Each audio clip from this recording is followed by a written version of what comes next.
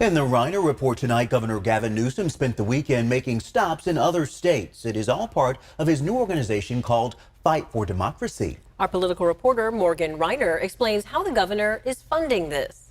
The Campaign for Democracy. Using $10 million left over from his 2022 gubernatorial campaign, Governor Gavin Newsom is taking his message outside of the Golden State. They make it harder to vote and easier to buy assault weapons. The Political Action Committee, or PAC, is targeting red states like Florida and Texas and their governors, states where he says freedom is most under attack. Over the weekend, he stopped in Alabama, Mississippi, and Arkansas, thousands of miles from the state he was elected to run. Steve Maviglio is a Democratic strategist and the former press secretary for Governor Gray Davis. A lot of people are criticizing for leaving the state and talking to 100 people in Arkansas when there's 6,000 people sleeping on the street at night in Sacramento alone.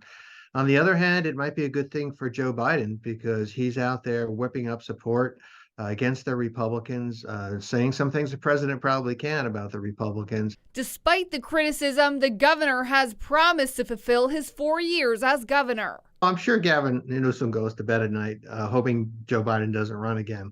But he's a lame duck governor. He has a message that appeals to a lot of Democrats. And I think in many ways it helps President Biden to have all the Democratic sergeants in the field. UC San Diego political science professor Thad Kauser says Newsom is testing out his messaging. Whether Joe Biden is successful or not, he wants his name to be first on everyone's lips in 2028. As political analyst Steve Swap points out, if in fact he does, have future ambitions, he's going to have to run on his record.